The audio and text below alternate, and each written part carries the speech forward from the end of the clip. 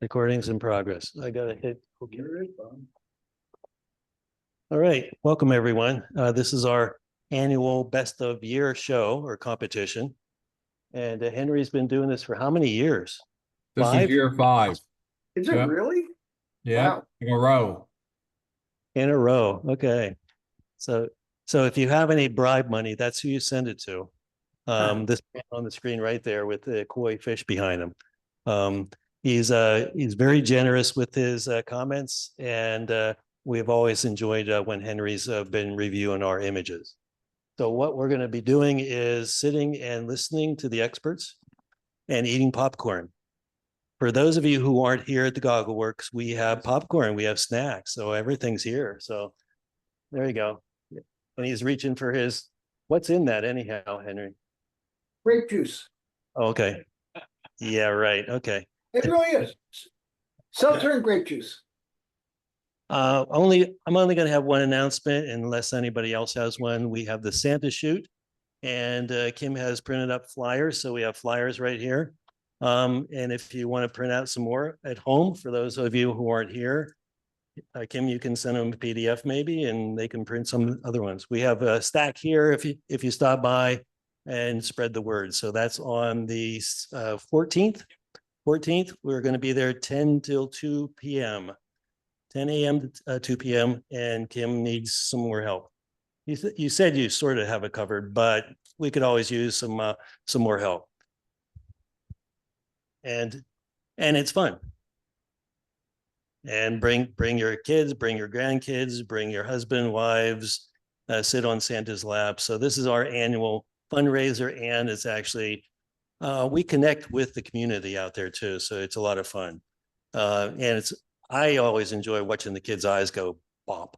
And some of the teenagers, I got to sit on Santa's lap because they didn't want to do it, but I say, come on, do it for mom.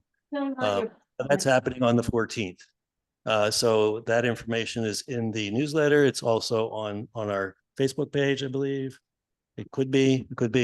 And that's going to happen on the 14th, right? Any other announcements? Anybody here have an announcements? Oh, the Goggle Works Gallery Show.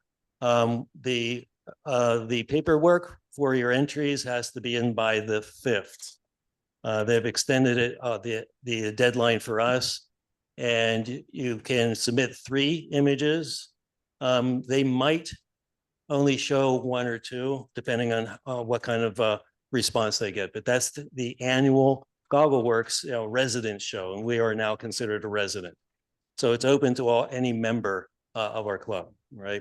And if you haven't seen that information, again, that's in the newsletter. And the paperwork that you need is online, and those links are in the newsletter. Oh, and we, Ginny, sent out a special notice on that one. Next week, we're going to have our first Monday meeting, and Becca's going to show us how to do all kinds of collages, transfers, collages at the meeting on Monday, and then a follow-up on Saturday. What time are you meeting on Saturday? 9 to 12. 9 to 12 here at the Goggle Works on the following Saturday.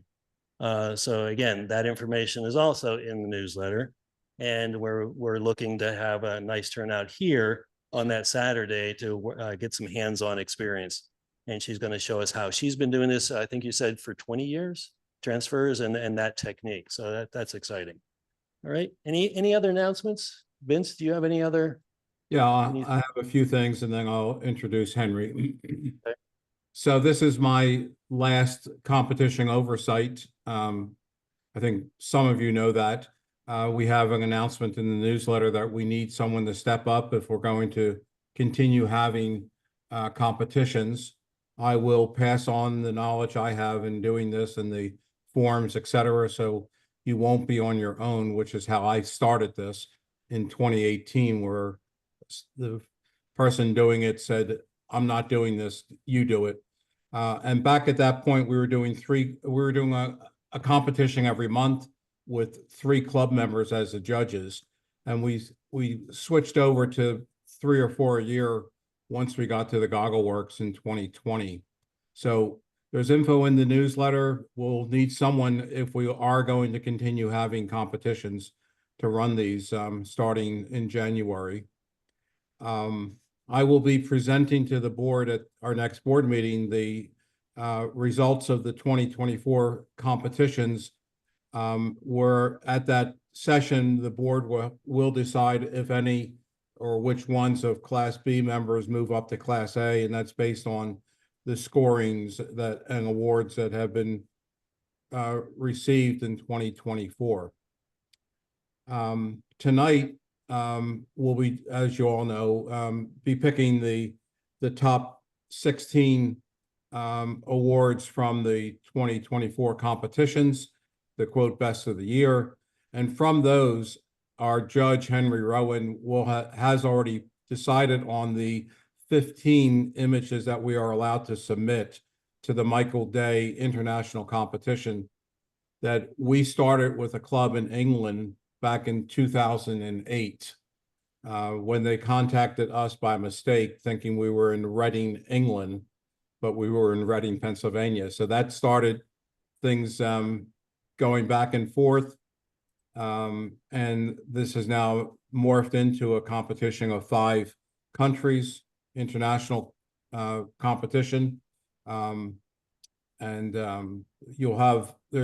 been information in the newsletter. There'll be a big write-up about it in January as we anticipate the results of the 2025 competition, which is being run by the club in Italy with a judge from Spain. So specifically about tonight, these images were presented to Henry blind of the maker, so he did not know who made which image. So therefore, your bribes, Henry will accept your bribes. It won't get you a better seat at the table, since he won't know who you are. No, Vince. Yeah, you won't accept the bribes. I will accept the bribes. Yeah, but don't give him the reason not to send it. I will make note of the one image of the 16 that will not go on to the Michael Day, and that's Henry's decision, not our decision. So at this point, I want to introduce my friend Henry. Henry Rowan is a good friend of our camera club. He's been doing things, teaching and judging our club for many years, and this is his 5th year in a row judging the best of the year. Henry is very, very well known through the Delaware Valley for his photography skills and for having run the Pennsylvania Center for Photography for 6 years, which was an incredibly vibrant institute of photography with shows and teaching and all kinds of great stuff in Doylestown, and unfortunately had to shut down during the pandemic and has not reopened as Henry has gone further now with his own personal projects. I have Henry's website link in the newsletter. His images are really wonderful.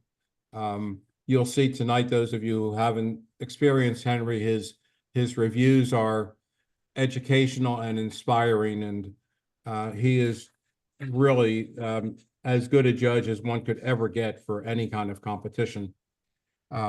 I will ask for people to mute during the competition, and we'll go through this in our usual fashion. And Henry, would you like to say hello? Hello, everyone.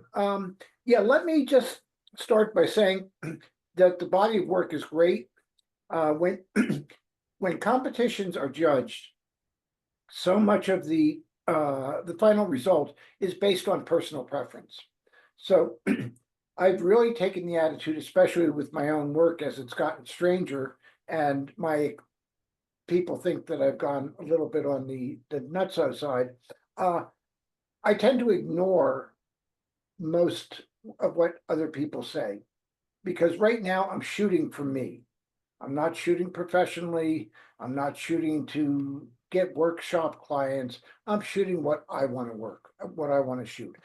And my whole thing over the past year and a half has been sort of a change, and that is to make photography fun again.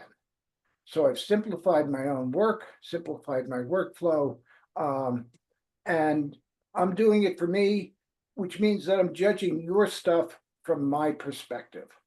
And if I say something, if I don't like an image and you love it, you are the one that counts, not me. Ignore what I have to say. If you love your image and I hate it, which I don't on any of them, but ignore me. And that goes for any of the judges that you might find during the year. You know, they have a perspective. We all have a perspective. And some images sit well, some images don't. And just take it for what it is. It's not a big deal. Have fun with your shooting. That's the most important thing. And the more fun you have, the better you're going to get. Okay, well, thank you, Henry. And with that, we'll get started. I'm going to share my screen. And you should see our first image that's up. And let me just there we go. So we're going to start with Class A Nature. I'll show the image, give the title, and then the author, and then Henry will make his comment about the image. So this is our first image, Yosemite Dawn by Lee Reeves. I love dawn images and I love black and white images. One of the things that you have to watch for with black and white images is your tonal range. And you need a good crisp black and you need a good crisp white to really make them sing. And this image tends to gray over a little bit. So I think that, the photographer needs to work on getting this image to pop a little bit more. And I'll just as this is going to apply to all the black and white images and all black and white photography. Go into New York, go to galleries, look at Ansel Adams, look at George Tice, look at the real good black and white printers. And that will show you what the potential of black and white is. Right now, we're seeing too many black and white images on our monitors. If I look at Moonrise or Clearing Winter Storm by Ansel Adams, and I do a Google search of it, there's 58 different variations of that image, and every single one of them on a Google search is wrong. They don't represent what the real image looks like. So I urge you to go and look at really high quality printing, Clive Butcher, any of the really good printers, and that will show you what the potential of black and white is. And this image is a little bit too gray for me. It needs to pop a little bit more. So that's going to be a constant theme throughout tonight, I think. Fabulous Fungus by Rick Shea, and this got a second place. An excellent image. This is a very, very well seen image. A little bit later, I'm going to show you what you might be able to do. And again, just because I like the way I treated it in post doesn't mean that it's the way it should be. The thing that I really love about this image is the visualization.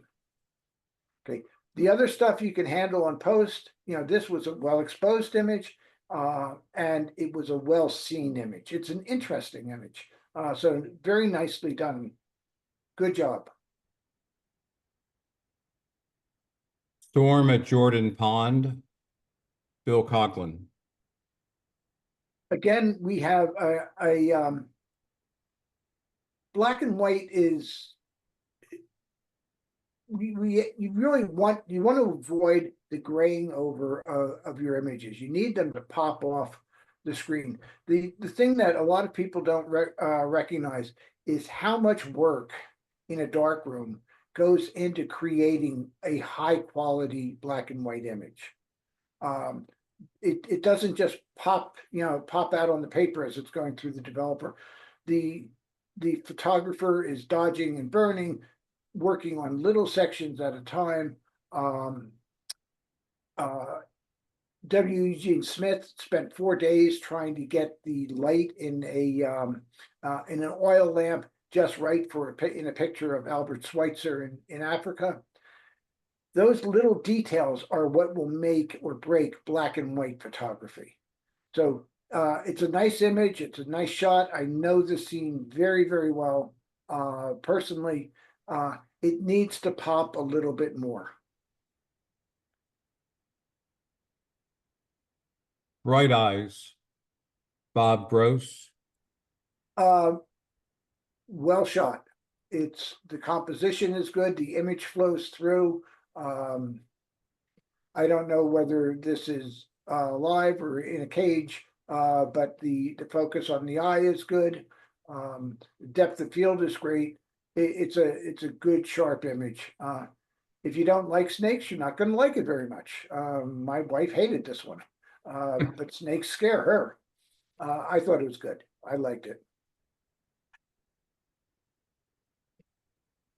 Yosemite 5 a.m., Lee Reeves. Again, we want these images to pop off the screen. And, when we're done going through them all, I'll give you some examples and show you ways that you might be able to bring out a little bit more pop. The one thing that is problematic to a degree on this one is that the main tree is sitting dead center in the frame. It's something that you generally want to avoid if you possibly can. And that doesn't really help the composition. The trees on the right are good endpoint. I'm not sure, without being at the scene, I'm not sure how one might compose it. The other thing to do is to not take every picture at eye height.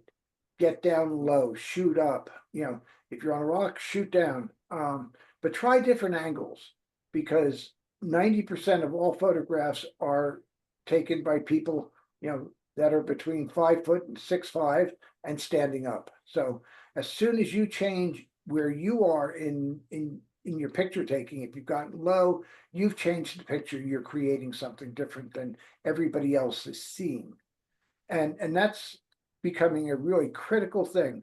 We are seeing so many images these days that you have to, if you really want to stand out, you've got to be taking a different perspective than other people are. You've got to be looking at it and not taking a picture, but creating the image. So it's a nice shot, and it's obviously a lovely place to bring a camera and have some good fun. Burn Patterns by Mia Curran. Nicely done. Good contrast. It pops. I think I might have tried to go in a little bit closer in the cropping. I'm not sure the bottom really adds much to it. But other than that, it's a well executed shot. It's in good focus. The depth of field is handled very nicely. And I love the patterns. Try cropping off the bottom. I'm not sure it works, but it might.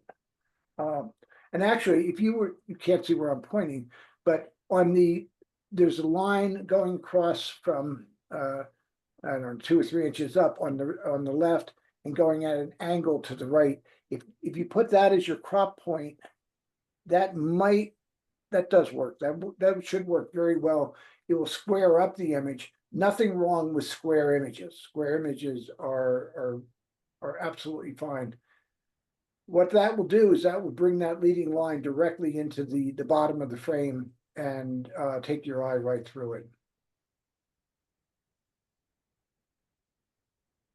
Salsify Seeds, Jackie Henney, honorable mention. I like this a lot. I thought this was a very well handled black and white. The tonal range is extreme, but it works very, very well. It's sharp. It's different.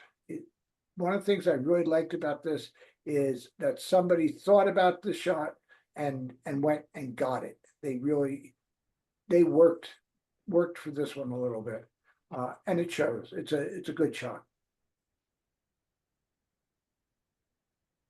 Oyster Catcher with Chick, Debbie Lewinson, and this got first place in Class A nature. This is an excellent shot. It conveys both a sense of action and a sense of protection. This picture says something, and it's not, just something to hang on a kitchen wall. This is a well executed shot. From a technical perspective, it's done very, very well. The tonality is great. It's a very, very good shot.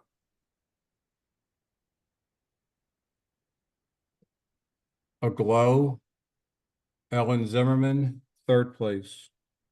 I like this one too. You're looking and you're seeing things that other people aren't. And that's the fun of photography, is seeing what the world looks like for you, not what everybody else sees. 99.9% of the people probably walked past this grass and didn't see a thing. And you saw something that was enticing, very well shot. The exposure is good. The bokeh is great. I love the flare. Just wonderful. Spring, Judy Rowson. This is a shot that I want to illustrate a little bit later on. The problem with flower shots these days is that there's so many of them. So you have to be a little bit different, and you try to do it, but it's a little bit on the lack of contrast here. Doesn't allow this image to fully realize its potential. And this is a really simple fix that, if we have time after we're done going through this, they'll show you how to pop this up, and it'll take you about 15 seconds. And it will improve dramatically. From my perspective, you may disagree totally. Power Within, Vince Pellegrini. I'm sorry, Vince. Go ahead. Oh, no, I interrupted you. I don't think we heard. Just my Power Within, Vince Pellegrini. Oh, okay, so you already knew who it was. This is another one that I think has more potential to really fly off the screen. The thing with water is, I actually looked at the shooting data for this. You need a little bit more shutter speed on this one. It was shot at an 800th of a second. If you're shooting water on ocean water to freeze the action, you really want to be up into the 1/2000th range. And the higher you go, the better. If you were to take that same shot and shoot it at 1/8,000th of a second, 4,000th, 2,000, 1,000th, and this is in effect a 1,000th of a second, you would see a dramatic difference in the way the water is rendered. And it's when you're shooting water, get that shutter speed up as high as possible, or let it blur. You don't want to be in the middle. And this is at the lower end of where you want to be. And it works. And there's some other stuff in this that I think works, that we can make it pop a little bit more too. Into the Wood, Tom Story. This is a very nicely exposed shot, difficult shot. Shooting snow is never easy. The same thing goes with fog. Never easy. The combination here, you nailed the exposure. I might try flipping this. And the reason is that the eye moves for most people, from left to right. So if you flip it, now the water is going to act as a leading line and take you through the picture. Here, it's really, you're starting at about the point of the curve, as the leading line going through. So the bottom tends to get, sort of, I don't want to say wasted, but it's not as effective as it could be as a compositional element being on the right-hand side. So try flipping it and see what happens. I think you might like it better. That is the end of Class A nature. We'll go to Class B nature.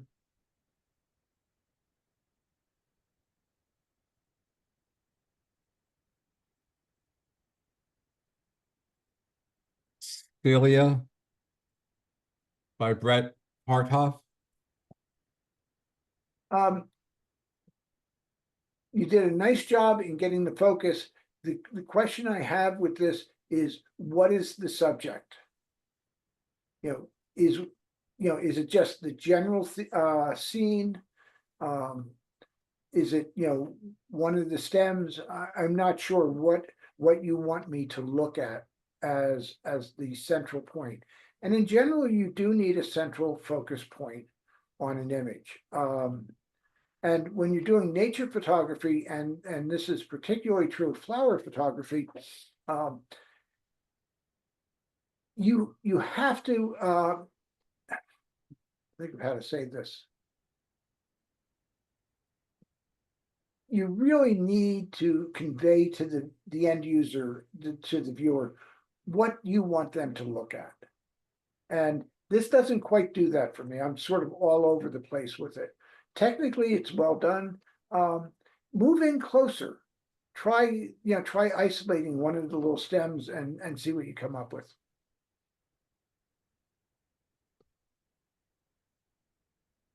Sessile Bellwort, Amy Langman. I love the composition on this. The focus is great. The bokeh is great. This one needs a little bit of work on the black and white, and I think you have a great image. Has a lot of potential. A little bit too much gray going through. There's not enough contrast to make it really pop off the screen. Nicely shot, though. Technically, it's well done. A little bit of work in post, and you got it.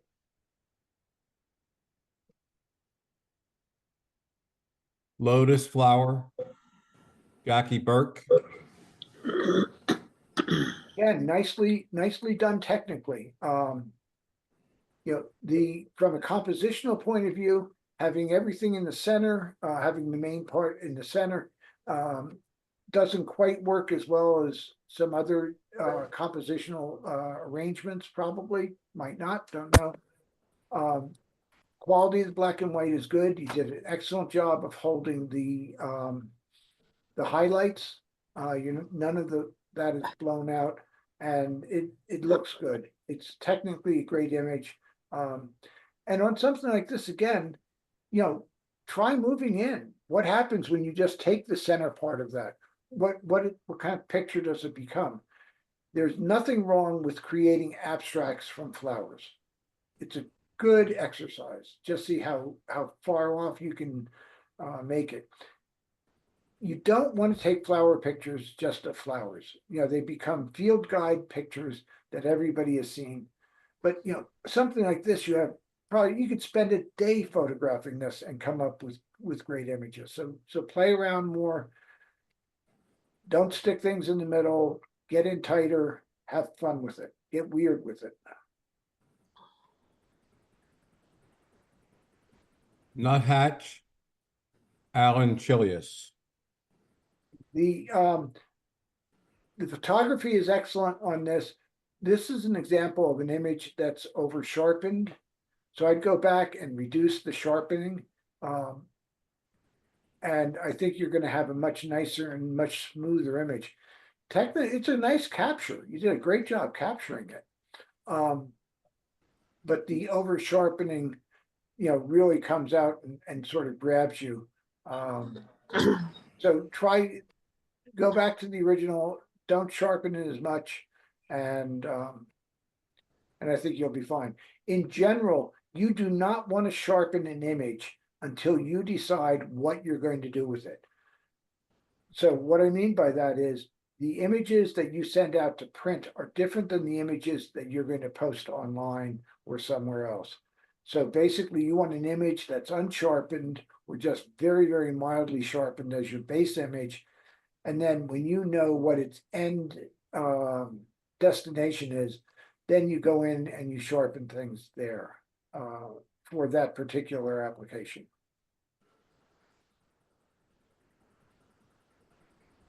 Redheaded Beauty, Jackie Burke, and this got third place. This is a really nice shot. Well done in all respects.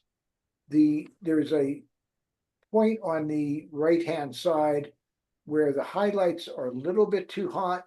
Tone them down just a touch, and you're golden there. The other thing you might try is brightening the reds just a little bit and lightening the eye just a little bit. But those are the details that take you from a great image to an exceptional image. And this is a great image. This is fun. Nicely done. Van Gogh and Bark, Wendy Ferraro, second place. I love this image. I thought it was very well. What I like about it is how it was seen by the photographer. You know, you saw something that other people walked by. You saw something that I don't see every day. And I said, ah, that's fun. Good job. The processing, you know, from a technical point of view, it's all fine. I might have done different tonality on it, but that's up to each individual person. Very well done. I like what you did here.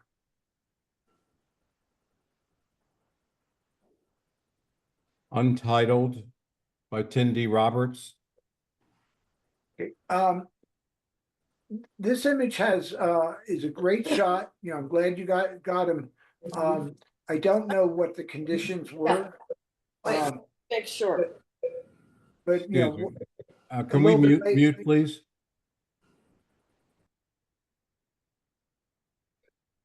Go ahead. Ed.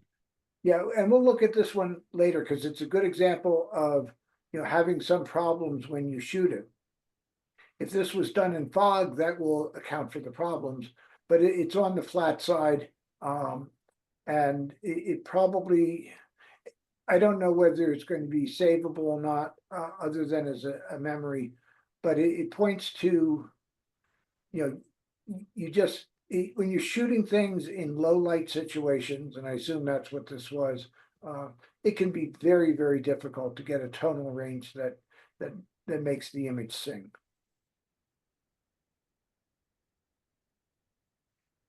Aurora by Jane Rowan. Thank you, Jane. I like the sky very much.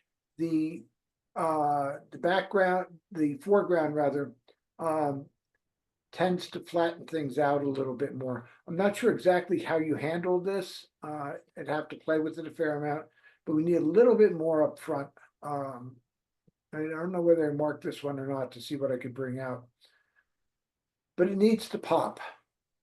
You know, we need to get pop out of these images to see what they're really looking like. Pasta Glory by Brett Harthoff. Technically, it's a well shot image. You've got your water droplets. The background is blurry in a nice way. The question I have is, you know, what's its use as a field guide image to say this is what the flower looks like? That's great. If you're doing it as art, then you have to start playing with things. Flowers can be really, really hard to make different than what everybody else is shooting. The number one thing is get closer. Take portions of the flowers. You don't have to include the whole thing. You know, unless you're trying to say this is what this flower looks like. You know, use its leaves, its structure, and use its bulb, and use the rest of it. Create an abstract. create it as art rather than just a picture of a flower. Look at Georgia O'Keeffe and see what she did with her flowers. Obviously, that's painting, but they're not field guide images. They're mystical. They're fun.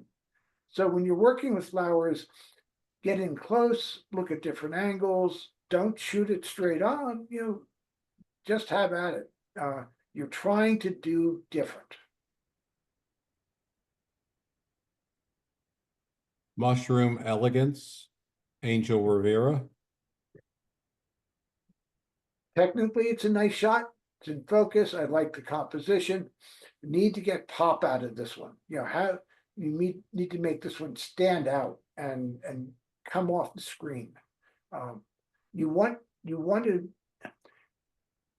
when I'm setting up an exhibition, the number one way we do it is we find the image that really flies off the screen, and we put that right in front of a door.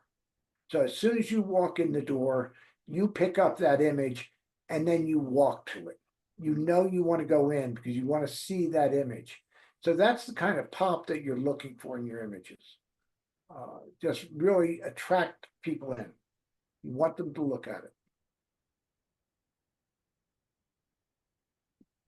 Bearded Dragon, James Aguido. This got honorable mention, but this one will not be going to the Michael Day competition. The problem I had with this one was it's obviously very sharp. I like the expression, if you could call it that. The angles, everything's good. You need to step back just a hair. You really don't want to cut off feet in a situation like this.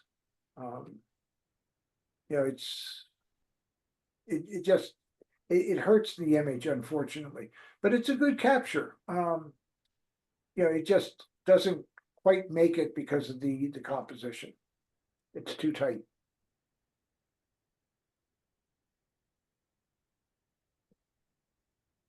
Speak No Evil, Jackie Burke, and this got first place in Class B Nature.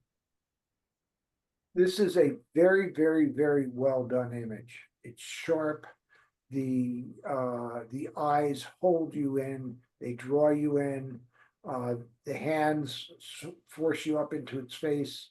The exposure is great. The focus is great. Wonderful image. Wonderful image. And that's the end of Class B Nature, and we'll go to Class B Pictorial next.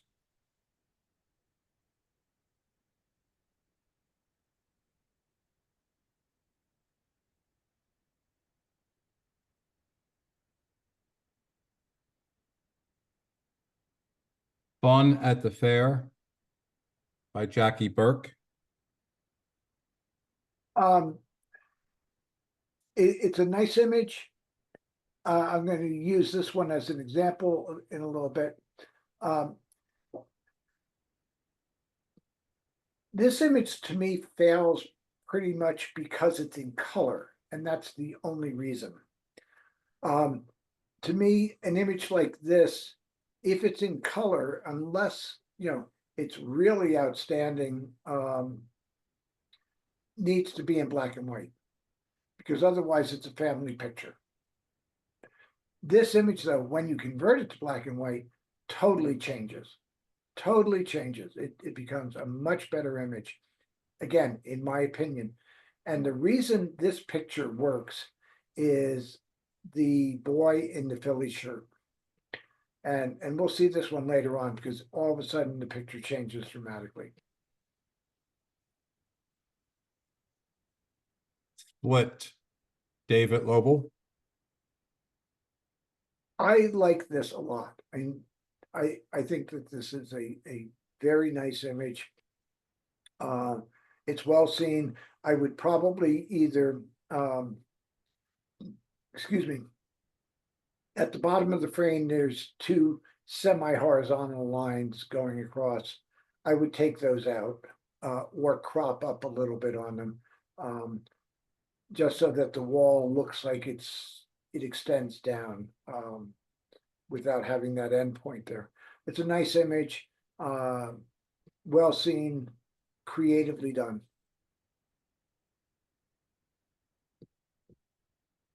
Sunset Pelican on the golf, Gloria Tobias. Nice shot, good silhouette. It needs pop. It's an easy one to fix. You're going to be surprised how easy it is to fix this one. And it's gonna fly off the screen. It's easy to do. And we'll do this one because it will take about 12 seconds to really make it fly off the screen. Maddie by Becky Carpenter, second place. I like this one a lot. You know, I had the feeling I've shot this model before. But it's nice. I think that there's a little bit more potential in here, with the tonality, and it becomes important at this point to watch how your shadow detail is being rendered. And it's well done, it's well lit. It has a little bit more in it, which I think you'll like. We'll show this work on that one a little bit. Visiting Mary Potts, James Yost. A nice image. Again, this one, when you're dealing with still lives like this, you have to be very, very careful with your lighting. And this is a good try. I don't know exactly how you're lighting it, but when you get into this type of thing, you're now sort of going against you know, people like Harold Ross, who's lighting it with flashlights and doing all sorts of other good stuff with it. But that's your competition. So, you know, you've got to get up to that level to get the recognition that you're looking for. It's a nicely laid out shot. The basic exposure is okay. The shadow detail needs some work, and you know, if this is a group B, this is a very well done still life. Welcoming the Sun, Brett Harthoff.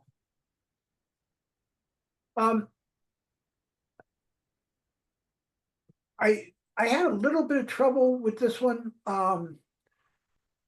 I think it's the flowers themselves, though. Technically, it was well shot. I like the house in the background. I'd probably prefer that right now it's a little bit tipped going down to the left. So if you straighten it just a little bit, you'll straighten out the chimney and you also straighten out the horizon line. I think that would help a lot. This one is personal preference. I find the flowers not to be all that attractive. And because we're showing all of them, rather than pieces of them where they become an abstract, it struck me as kind of a harsh image. That's just personal preference. So in terms of the image itself, I would straighten out the horizon line. And technically, you know, it's well done. It's exposed correctly and looks good. Bad Hair Day, Jackie Burke. Excellent shot, you know, good capture. I like the way you have it angled, the tree going up. I think it's good. There some little things with this one is the contrast needs to pop more, certainly. And over on the right-hand side, about 2/3 of the way up, you'll see two hot spots that are actually, you're seeing the aperture of your lens. I would get rid of those because your eye goes to hot spots in the image, and you don't necessarily want your eye wandering off that far. It's a cute shot. Well done. Part Landscape, part not, David Lobel, and this got first place in Class B pictorial. This I thought was a very nice image. It's simple. It's straightforward. And it just gave me a nice feeling. I thought that it was well done. I like the tonality of it. You might want to darken the window a little bit, you know, and I don't know whether I highlighted this one or not. But you know, other than possible changes in post, depending on user preference, I think it was well seen and well executed. Nice job. Almost Forgotten, Becky Carpenter. Again, another nice shot. I like the posing in both of the model shots. Here, when you're doing color, there are a few things that you should be looking for. I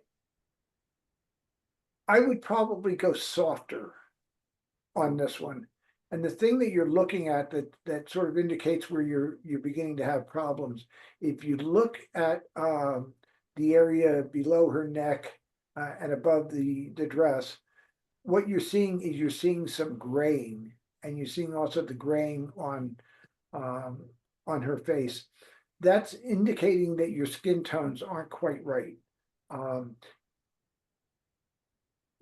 You see it on TV a fair amount, but when you're looking at still photography, you don't want to see the gray tones, at least not to this extent, if you can help it. And there's ways in post to take care of that. And like I said, I would probably go with a Glamour Glow filter on this, and I think that you can really change its nature a little bit. Pose is great, the lighting is good, you didn't blow it,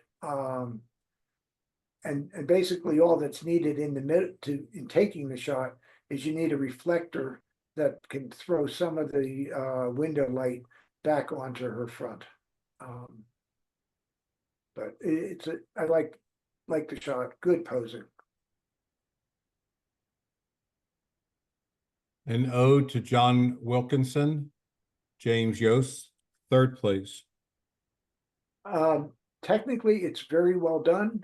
The problem again is popping, you know, and this one I know I have an idea on what I would do with this one that I can show you. The image itself seems flat, and if that's what you're going for, then that's fine. But I think that you have a lot more potential in here if you expand the tonal range out a little bit. And the other thing with shots like this is, what is the subject? You know, since everything is at about the same level of tonality, where do you want me to look? Do you want my eyes to wander through the frame? You know, when you're shooting, you are trying to communicate to your audience. So the question is, right up front, is what are you trying to say? And it could be something as simple as, I want you to look at the whatever that is on the right-hand side, avocado or whatever it is, I don't know. Or I want you to look at the vice grip on the top. You know, but what do you want me to look at? Do you want me to look at the whole thing and sort of wander around?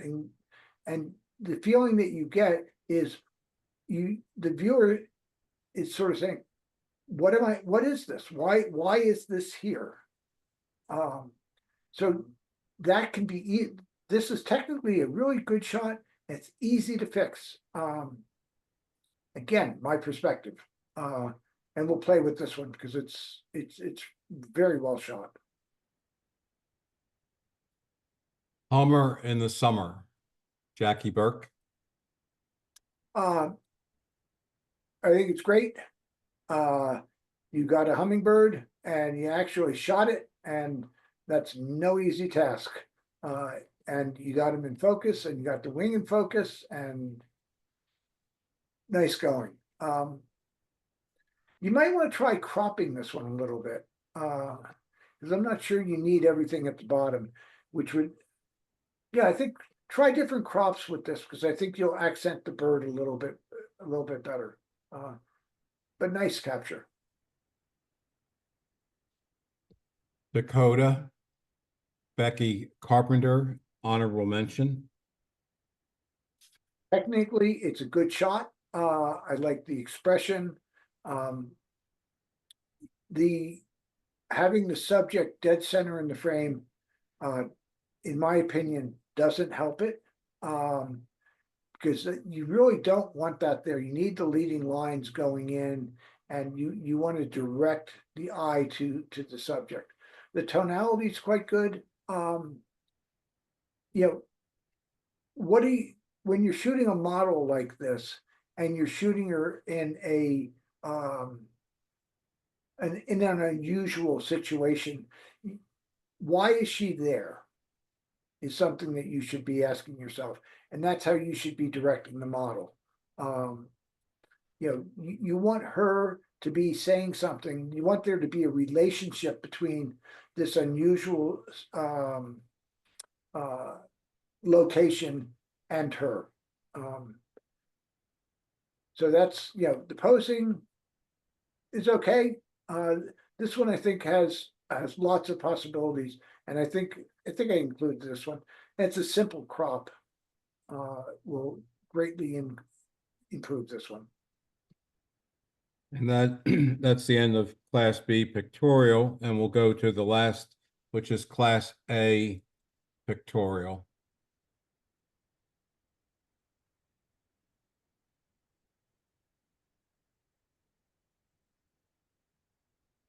Imagination. Ellen Zimmerman, third place. I love this shot, and I think the name is perfect for it.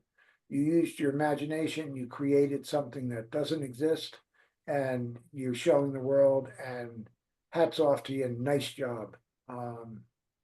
Very, very nice shot.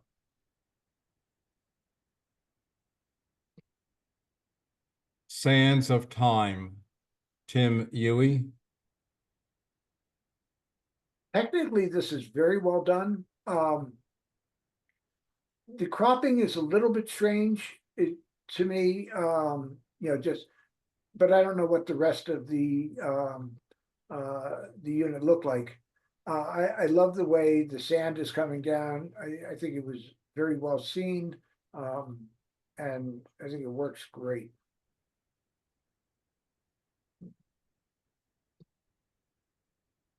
Oil Drop Extravaganza, Ivan Bubb. This got honorable mention.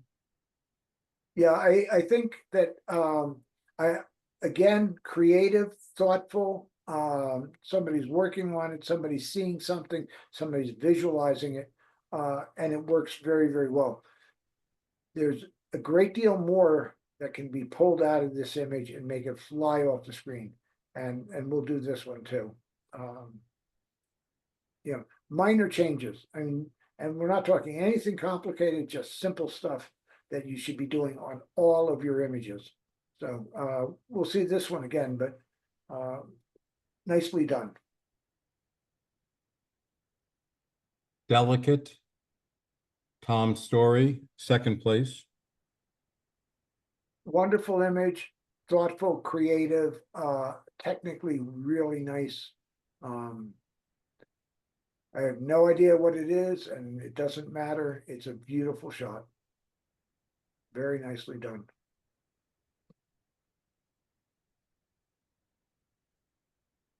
Which Way Out, Vince Pellegrini.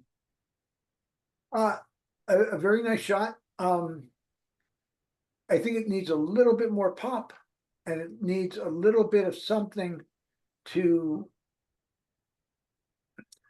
make it a little bit different than the normal abandoned building type look.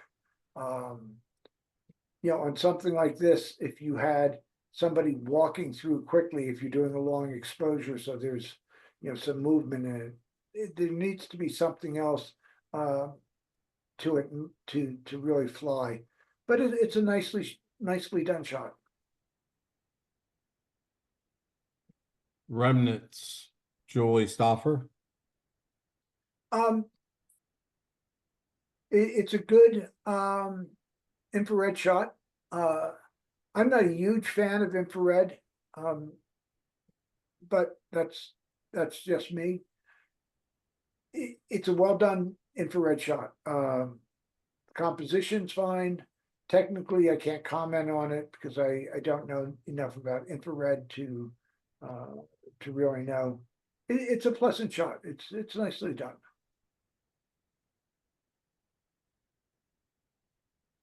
Don't give up. Bob Gross just got first place in Class A pictorial. This I thought was an excellent shot. When I looked at some of the technical details on it, I go, nice job. So nice job, Bob. You know, it's a creative, well thought out, well planned shot. And it conveys exactly what it's supposed to convey. So to me, this picture said something. And that's important. You know, if we're just trying to create pretty pictures, that's fine. If you're trying to actually say something, you know, when I look at this, I go, this dude is working hard. And it says something to me. So, and technically, it's really nicely done.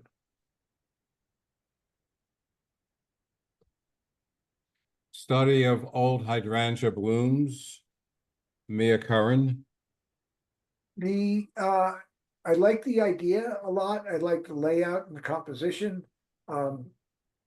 There's some things in here that I think I would change. The highlights, you know, a few of the highlights are blown. The vase itself is very dark, in my opinion, probably too dark. I'm not sure what the square on the background is. Whether that's a reflection or, you know, just a window. But I think you got to watch your tonality on this. It's a little bit too hot in spots and a little bit too dark in other spots. I love the layout though. You did a nice job with that. Just play around with your exposures on this one. Surrounded by Clouds. Karen Lay. This is a very nice shot, very well done. There are some technical things that we could do to improve the shot in post. Again, try to keep your subject out of the center of the frame. You know, that's that will hurt you every single time with judging. With rare exceptions. Sometimes it really works. This case, it doesn't really. You can improve it.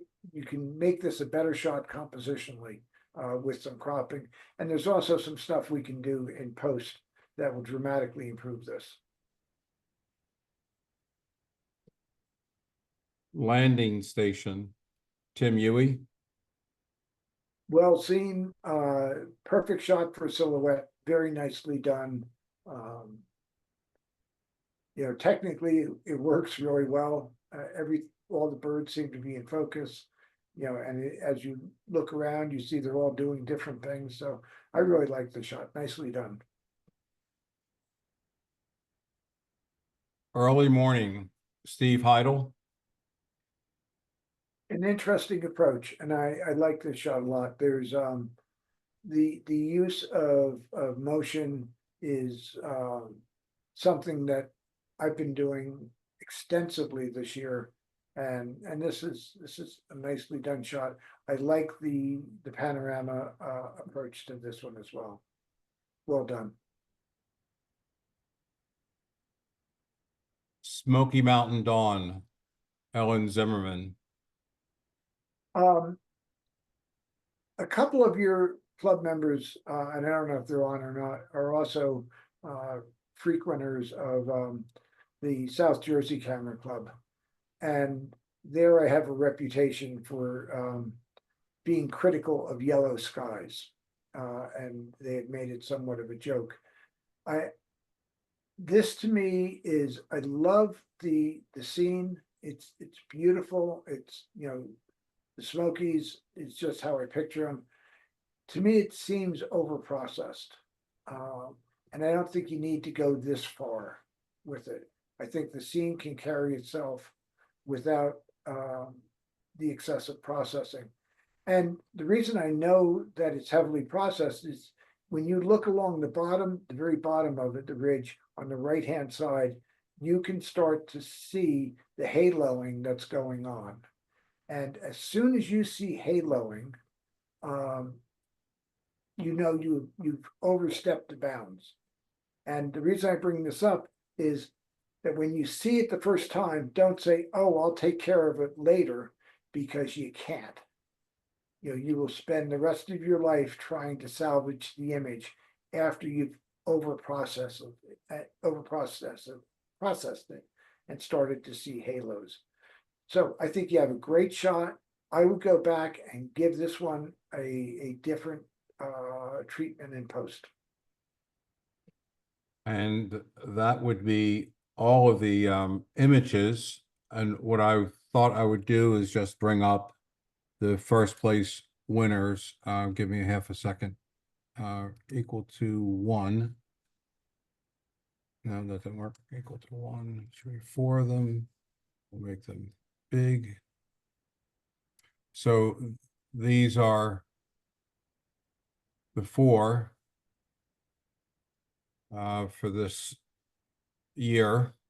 And Henry, thank you so much. And I'm going to let you, I will unshare, let you share your screen. And this was classic Henry, fantastic thought process, critiques, very meaningful, and educational.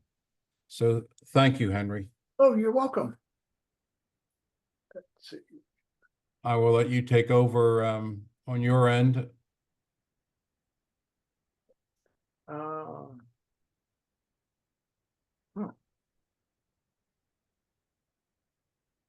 What has happened here?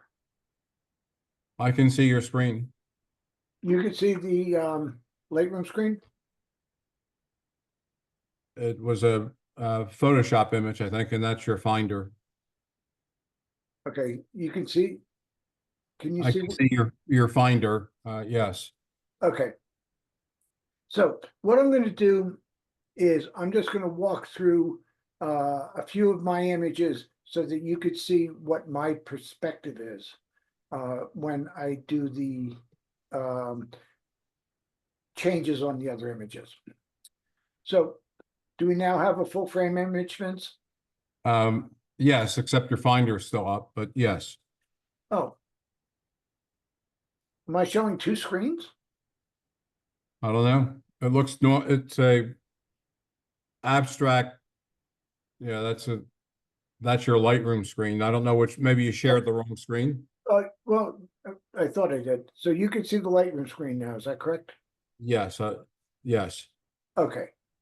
So that's just the image without your develop module side panels. Okay, good. And actually, I want to get back to where I was because I'll just change my position.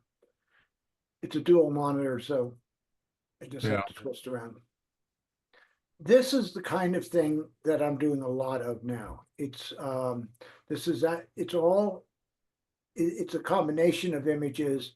They are all photographic. There's no AI, there's no nothing going on with them, but it's how I'm combining images that sometimes take sort of obscure or plain subjects and change them a little bit. And this one is 2 shots of the same window display. This was a 3-dimensional window display in a clock shop in Florence, Italy. So you can see my stuff is getting a little bit more offbeat. The other thing that I found a lot of fun to do is to work with simplified images. It's kind of a weird thing because I'm either going very, very complex or very simple. And just to give you an idea how I'm shooting. This is an example where the actual the mannequin is almost in the center of the frame, but off center enough to make it work, in my opinion. But what you want people to do is look into your images and to try to figure out what you're trying to say, or just whatever you want, however you want to portray what you see.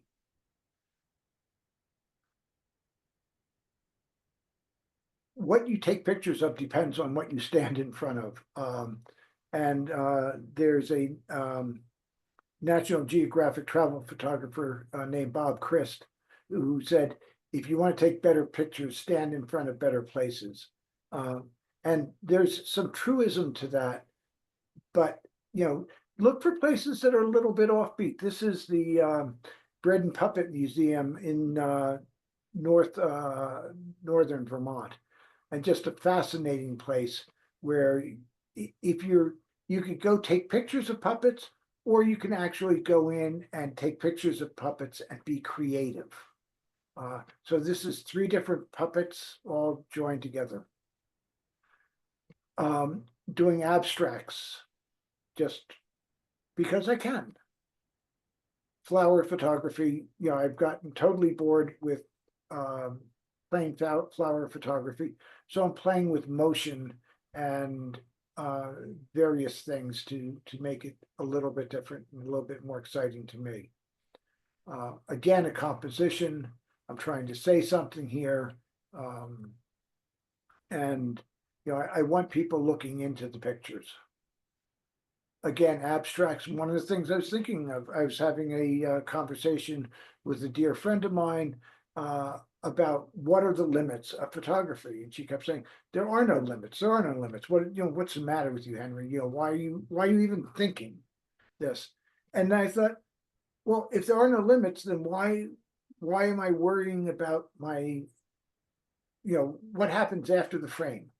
Why not expand it past what's normal and see what happens? So it works or it doesn't work, doesn't really matter. More from the Puppet Museum.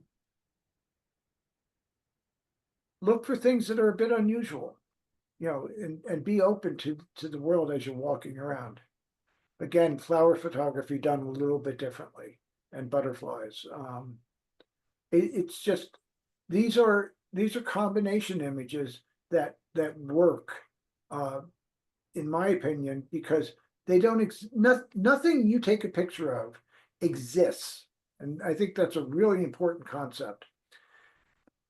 If you and I take the same picture standing in the same place and use 2 different cameras, those pictures are going to come out differently. So which one of them is real? And the answer is neither of them. The picture we're taking is dependent on the sensor, the aperture that we're choosing, the angle that we're choosing, all sorts of different things. But the net result is that picture does not exist in real life. The flower might exist that you take a picture of, but the picture itself does not exist. Never did, never will. So if it doesn't exist to begin with, why not go all in with it? Create what you want to. This is no more unreal than taking a picture of those butterflies. So, and the 3 butterflies were in the same shot. But that doesn't make it any more real than adding in the backgrounds. Get abstract with things. This isn't a museum, and it didn't look anything like this. But the shapes I found to be appealing. When you're shooting people, add in something. What is she thinking? Give me a hint, type of thing. This is Asbury Park. The thing that struck me was this guy is skateboarding around this dude. He's young, he's on a phone. He has a skateboard, the other guy has a bike. One guy's short sleeve, one guy's in a coat, one guy's doing technology, one guy's writing, pen and paper. So look for things that, where there's a juxtaposition of your subjects. I'm doing a lot of movement photography. This was actually a gate, an antique gate in in the Cleveland Art Museum. And just, it's fun. This was really fun to create. It will win any prizes? Probably not. Who cares? It was fun.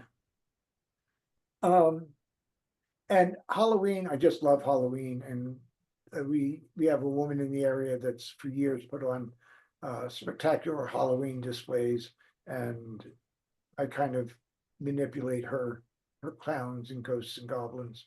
And again, it's fun. Just have a ball with it. And or say something. This one I did called Going to Canada, which some of you will appreciate and some of you won't. But it says something to me, and I'm just creating images that mean something to me, and that's all that matters. So now we're going to get to your guys' stuff, but you can see where I'm coming from. And if you've noticed, there's a combination of bright colors and black and white. So I'm not leaving much in the middle anymore. That's just not where my game is being played. I want to see what happens here when I now take it into Photoshop. Vince, can you see the Photoshop screen? I see it coming up, yes. Okay, so you have. It's kind of fragmented right now. I see your Nick collection and your actions, your histogram. I don't. Okay, so we're on that screen. Okay, that's what I have to figure out.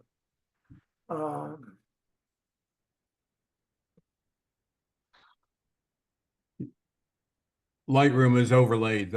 You're right there with your arrow on Lightroom. Okay, I'm going to stop sharing for a second. I'm going to bring this here. And seconds.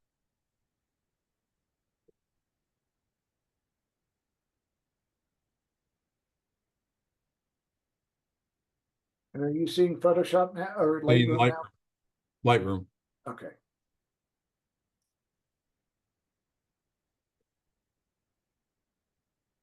There we go.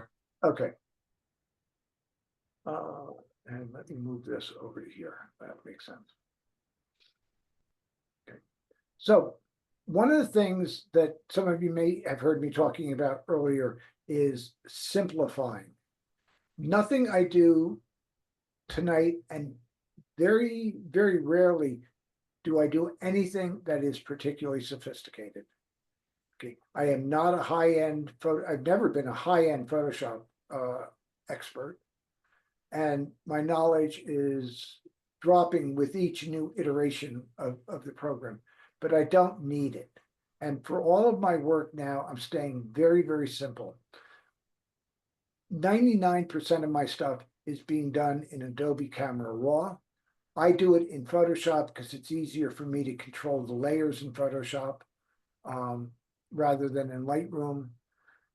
There are slight differences, but you could do it in Lightroom too, but I like using the layers.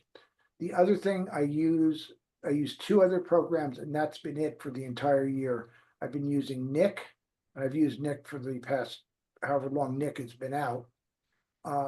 And I use a frequency separation action by Learn. And that pretty much is the extent of my Photoshop use. So if we look at this image, and I commented before that it was a little bit on the flat side. So the first thing I'm going to do is get rid of that. I'm going to go into Adobe Camera Raw. And the way I have it set up is I just have a 3-key combination that I hit. The first one makes a snapshot of the image before it gets into Adobe Camera Raw. And the second one basically activates Adobe Camera Raw. Oh, the first one actually flattens the image. The second one goes to makes a snapshot. One of the others, I don't remember exactly how I did it. The big thing that you need to control is whites, blacks, highlights, and shadows. I virtually never use the exposure controls and never use the contrast controls. I don't think I've moved the contrast controls except by accident in the past 5 years. All your contrast is being done in white and in black.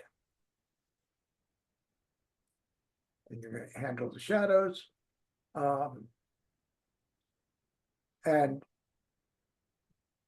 we've already gone from that to that, just controlling your whites and the blacks.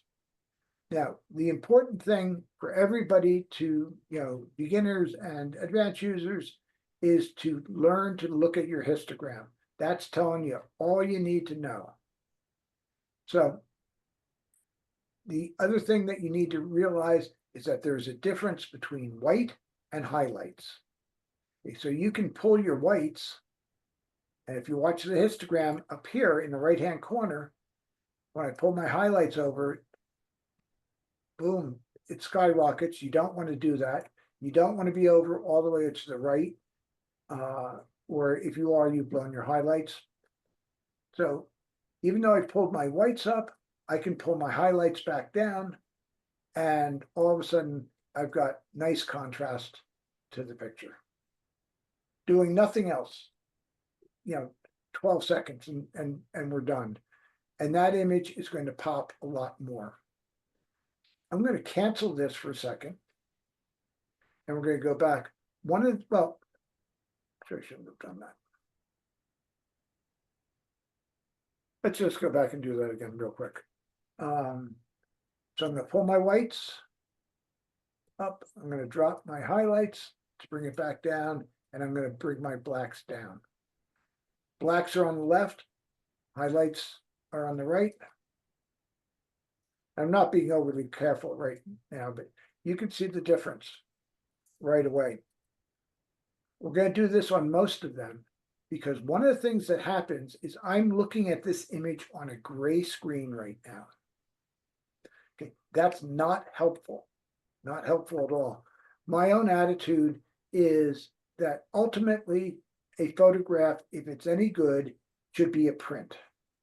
And if it's going to be a print, it should be matted. And if it's going to be matted, it should be matted on white.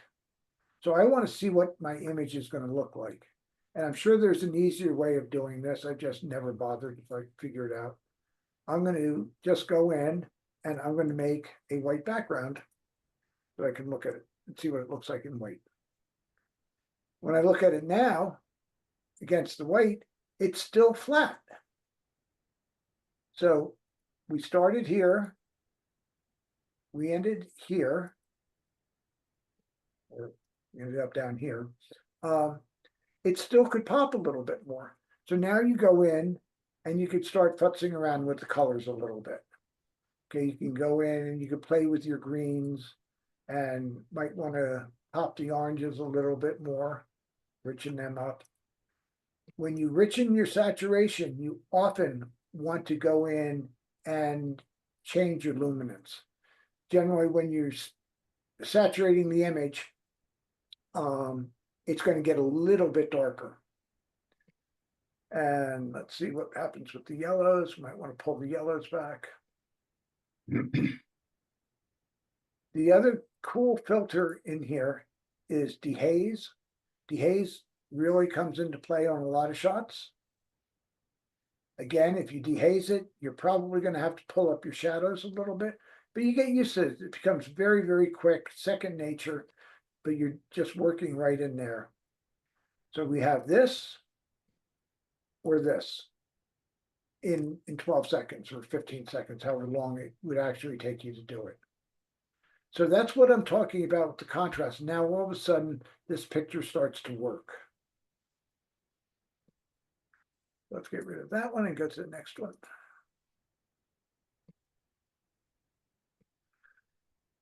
Okay, so when I looked at this, I saw it was a 200mm lens, f4.5 at 1/800th of a second.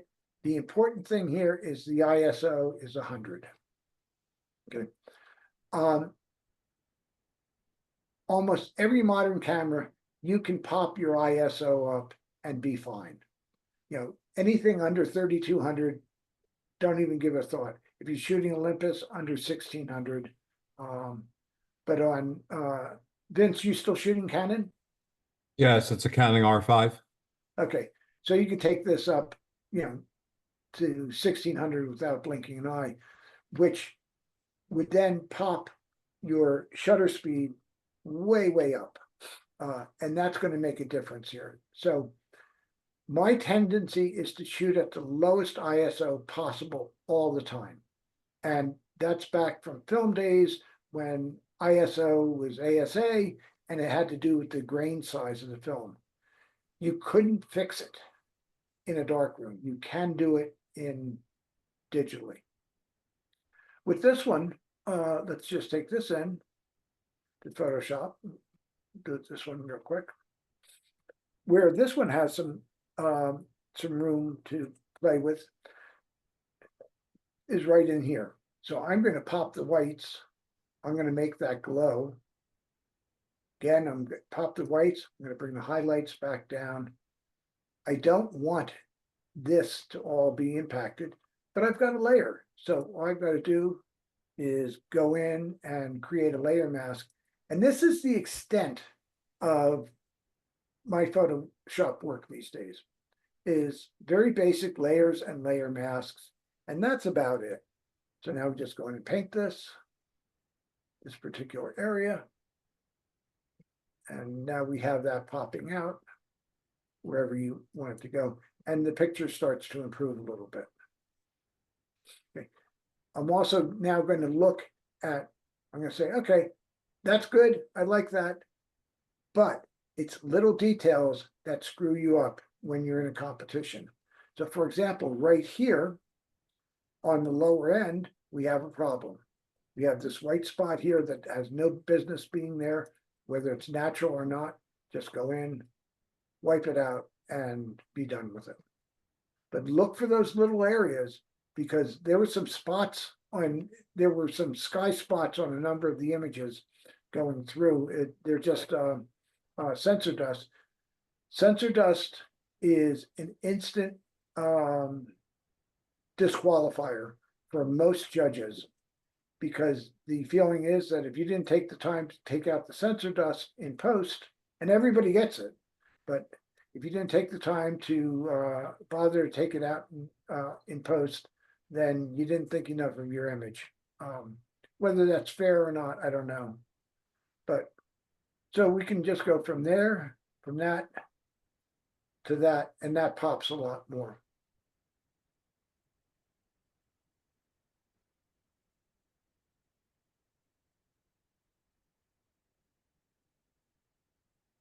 Mushrooms, excellent shot.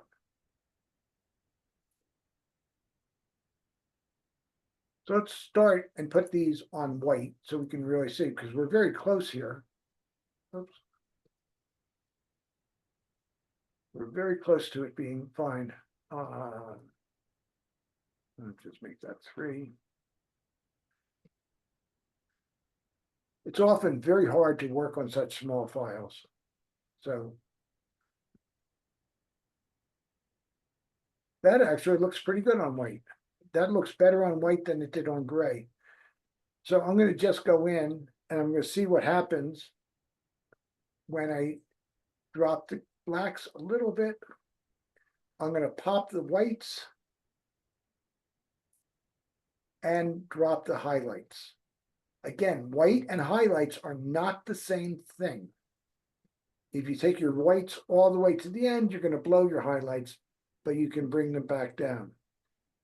So here's the starting point on the difference. And it's reasonably significant. Maybe pull the shadows up a little bit, drop the blacks back down. You're going to have to fuss with it to get what you want, but we now start to get more detail in the upper areas over here, and overall, the image has more contrast to it. It pops a little bit more. What I would probably do in this case is I would then take this in, well, we'll do that. Oops. Okay, good. I would then take this into Nick. And this is why I use Nick, is it has a great black and white program. And where I would look is I think that this is really nice. The tonality is really nice. I would look to change the film type to see if something worked a little bit better. And you can make dramatic changes right here very quickly. Okay, because just like old black and white film, Nick is mirroring how the black and white films would be different from one another. So in this case, this is a Panatomic X, which is a favorite film of mine from the old days. But look what happens when I change from the neutral, the way you came up with it, to a Panatomic X. And as you go up in ISO, you're going to see a lot of different changes. And if you find something you like better, that's not bad. I think I'll still take the Panatomic.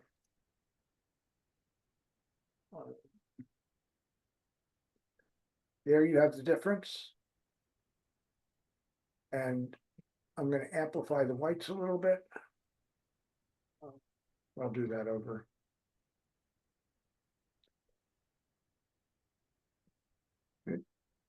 Just go back and pull the whites back up a hair. And now we have a great fun of Lightroom. So that's what we started with. And that's what we end with. There are differences. And you decide which you like better. But this to me pops more than the other print did, the original version. Henry, in the chat, it was asked if you could show how you made the white background. Sure. I'll do that on the next one, okay? Okay. And where are we?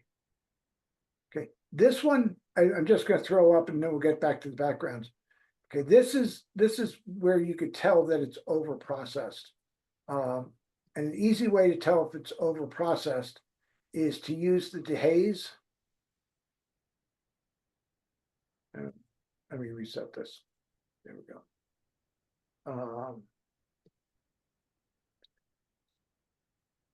The dehaze is a bulk modification. It's not can be subtle, but it's not usually. So when I start pulling the dehaze here and I start getting these wild colors, unless there was a forest fire, it's over processed. So just go back on this one. Again, you can look, you take out some of the color. There's nothing wrong. That to me is a much more attractive image. You know, you can make it a little softer and play around with it.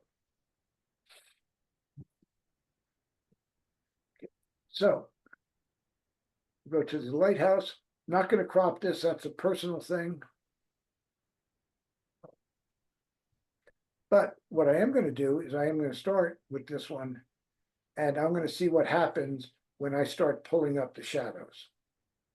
Okay, because all this is shadowed, and I want to see what happens. Now all of a sudden I can start seeing things a little bit better. You know, pull down the highlights a little bit, and I'm going to up the white. Just a hair. That's going to bring these stars out. But we're there to there. You have more detail going on down here. It looks a little bit more neutral. You know, you're getting some. This is obviously a wide angle shot. You can tell because of the way the trees and everything else are expanding outward or compressing inward.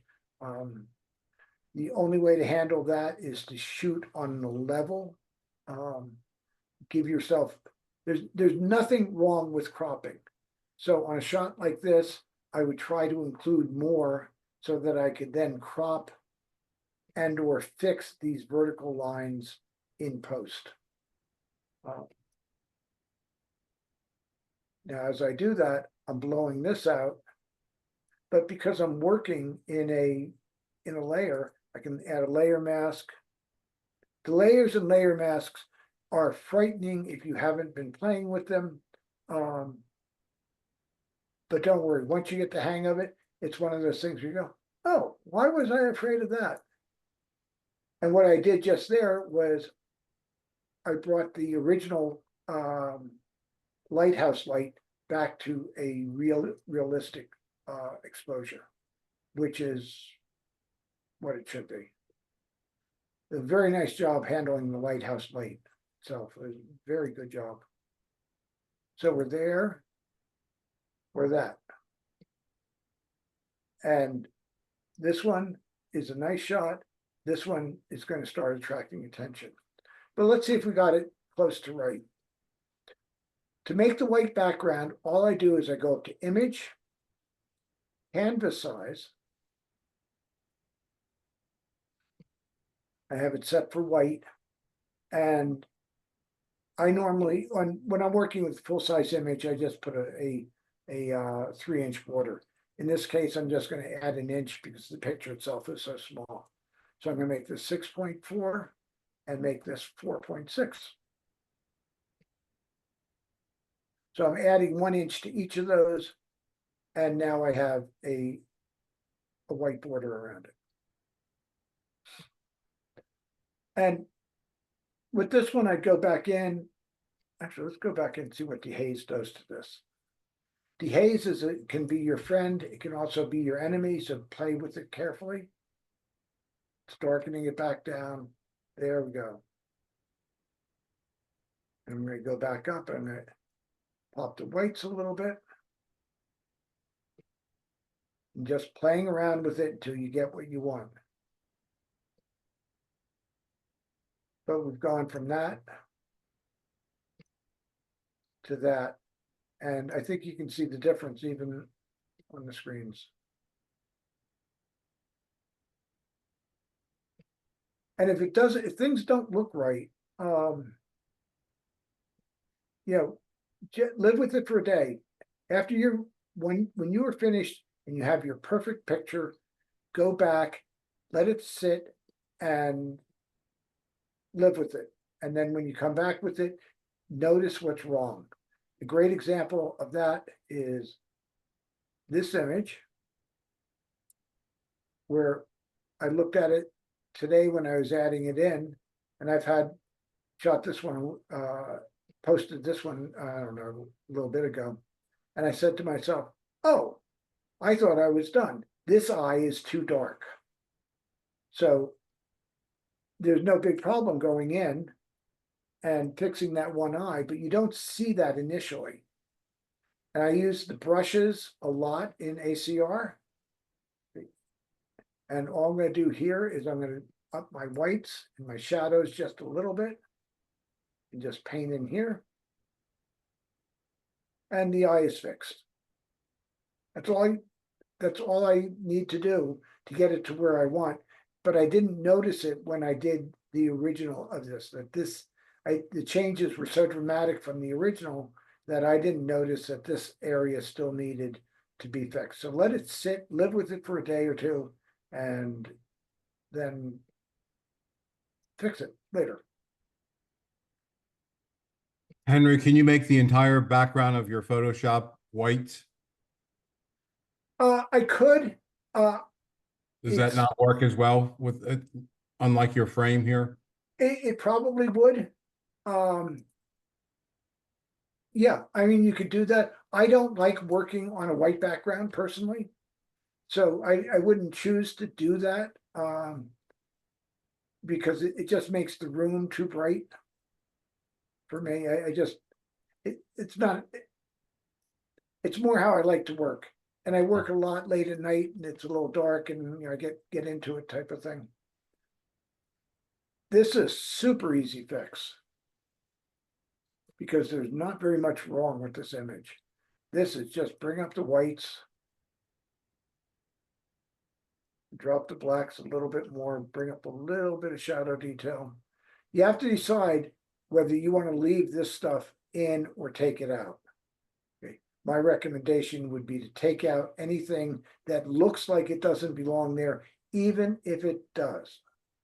Okay, so that if you have a seagull flying across and that seagull's supposed to be there, but he looks like a spot. Get rid of him. So boom, boom, and that's all that's required. But look at how much more contrast this has.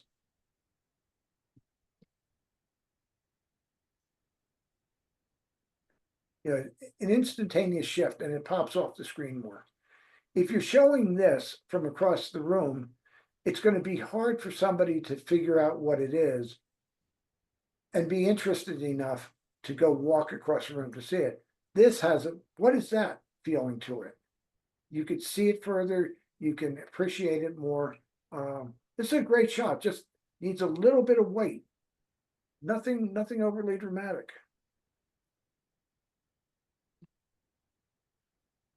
Same thing with this, very simple fixes. I'm just going to do this one in Lightroom. I already have, so this is where it starts. Now let's just reset it. I can, looking at my histogram, I'm going to pull those whites all the way over. I'm now touching.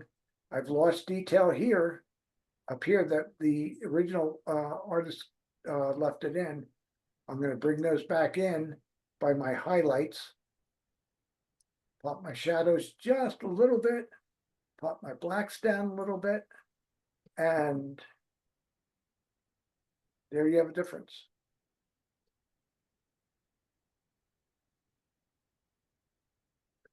So it says whites and blacks. I'm going to leave this one for a second. Well, no, actually I won't. When you see this on your histogram, when you're looking at the back of your camera and you see this, you're in trouble. Okay, because you have no blacks and you have no whites.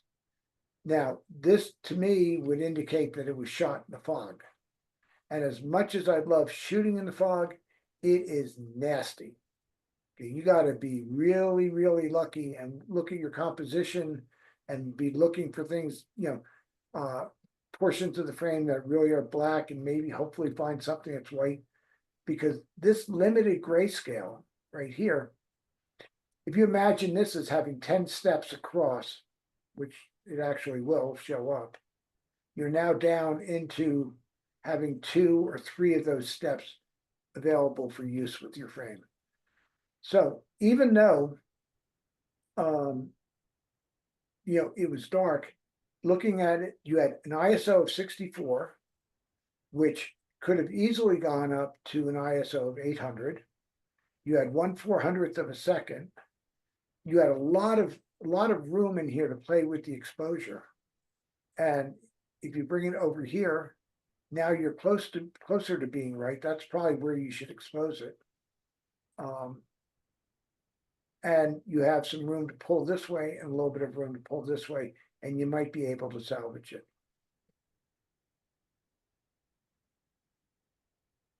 Another easy fix on this one, just pull the whites. Drop the blacks a little bit.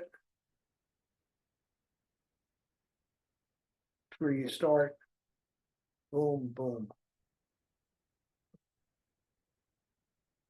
Huge difference.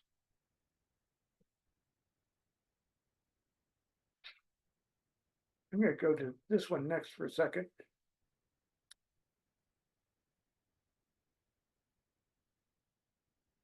Okay, so the question is what makes this picture work? And you have to be looking at it from the perspective of they're not my kids.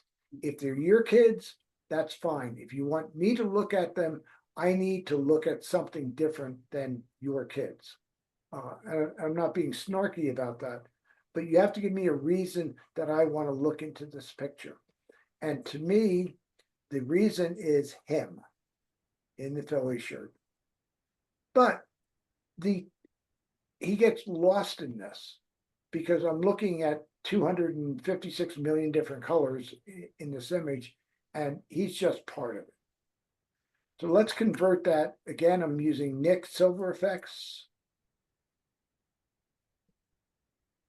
And instantaneously, the picture changes. Okay, but let's start looking. at some higher contrast options. Push process. And even though now it's grainy, a couple of things have started to happen. I don't know which one I'd end up using. There's like 800,000 different choices. Yeah, that's getting better.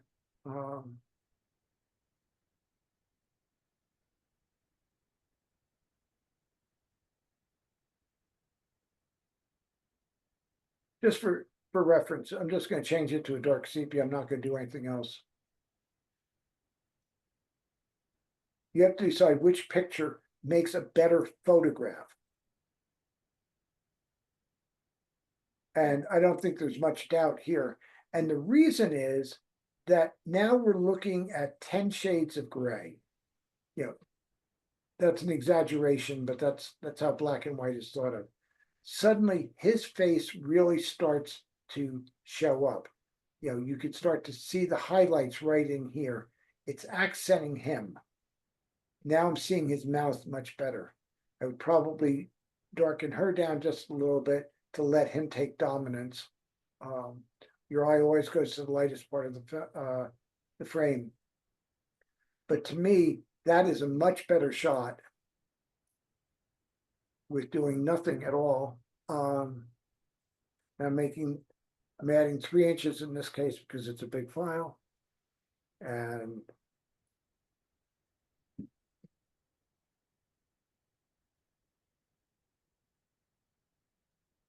that to me is more of a photograph. This is a picture. This starts to be a photograph. Personal preference. And here I'd go in and I'd lighten some of the shadows up and I'd futz around and play with the details in here. But this is when you have people involved and you're trying to show them as a photograph, you have to think, what am I trying to communicate here? And whoever shot this, I don't remember the person's name, did a great job technically of capturing the action. It just works better as a photograph in black and white, in my opinion. Oh, I'm skipping around because it's getting a little bit late.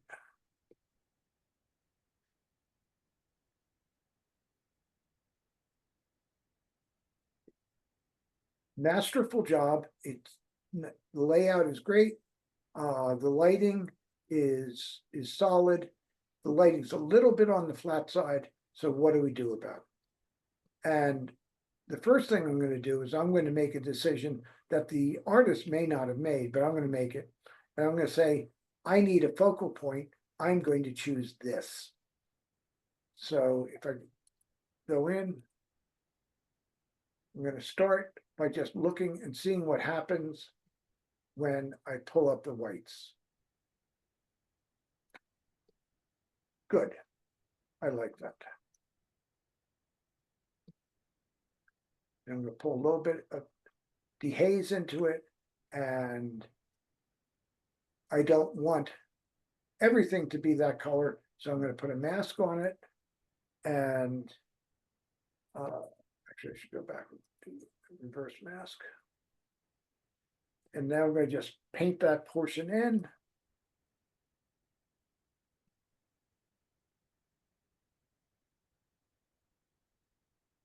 Not doing anything else. That's too much. It's always better to do too much because you can change the opacity.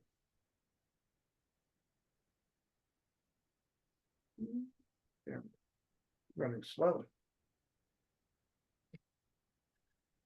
And now I have a focus point in this image of this. Now, the artist may decide that they want a different focus point, or they may want a second focus point. So you could go in, go back and say, go back into Lightroom. Again, all I'm using is Adobe Camera Raw. Actually, what I want to do here is just take a brush, playing only with the whites. In this case, so I'm going to pull that up. Now I'm gonna also pull the highlight here a little bit. And now this has some dominance as well. Sometimes you have to go back in and you have to do it on multiple steps, but you just go back and forth. So we have this, or you have this. And that's up to the artist to determine. But now what I've done is I've given the eye a point where they can go and settle. You know, I can look at this. Here, I don't know what I'm looking at. I don't know what you want me to look at. So make that decision in your mind. And it can be anything. It can be this wheel. You know, just play with the colors on the wheel. You know, we can add that in too. Just take a brush. In this case, we might just want to hit the highlights.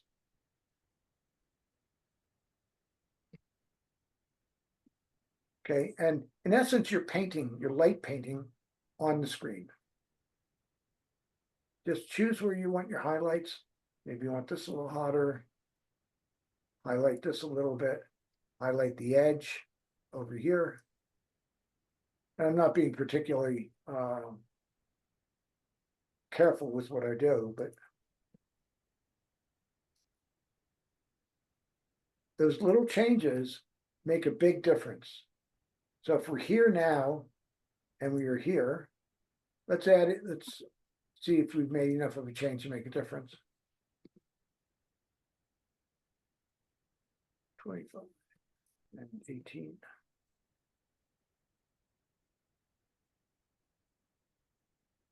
Huh. I should have put it on that one.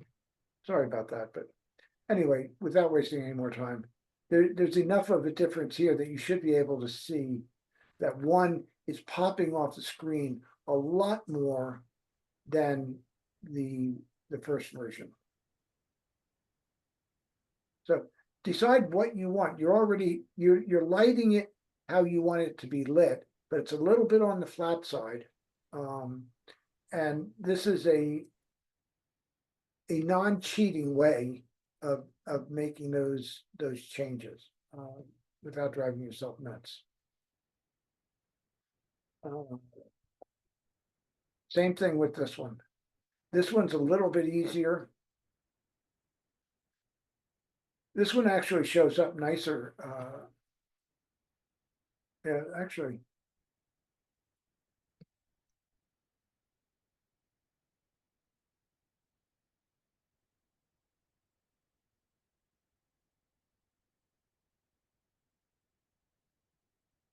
Here, what I'm going to do is I'm just going to pull the shadows and decide where I want to be. So pulling the shadows and the whites. I've got plenty of room over here on my histogram. So actually, let's go back to where we were and take a look and see where the problem was to start with. So you've got all this dark area on your histogram up to the middle point of the shadows, and basically nothing over here, which tells me that I could pull my whites a fair amount.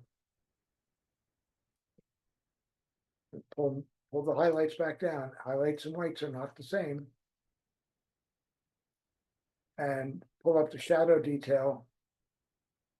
And that pushes this over a little bit. And now all of a sudden, probably should. Ultimately, what I do is I would go and burn and dodge in here just like I would in a dark room. But you want a little bit more contrast range to these. So that's the start. And that one is probably overdoing it a little bit. So you drop it back down. And it just works better.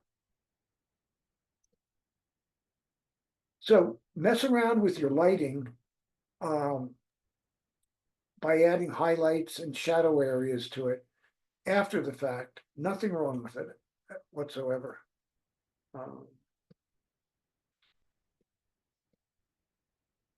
This one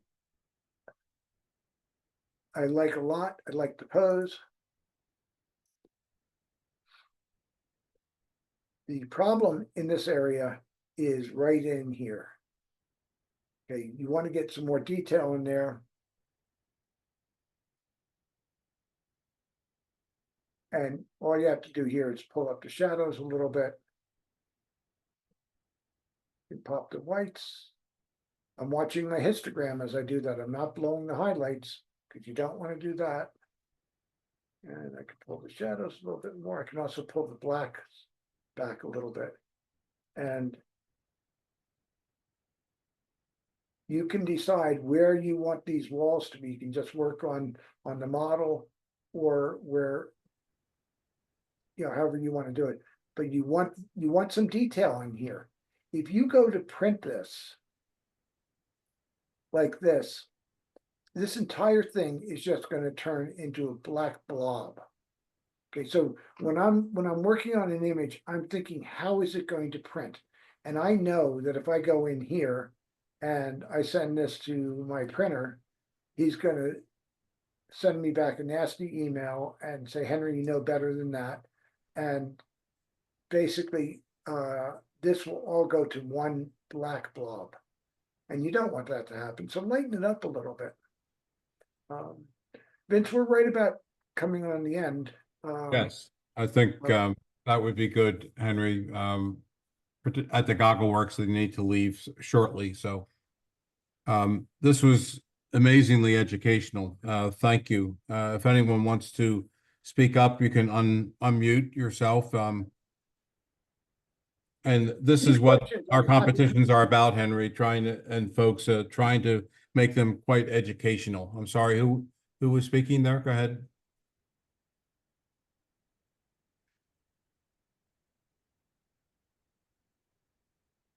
I don't know who that was, but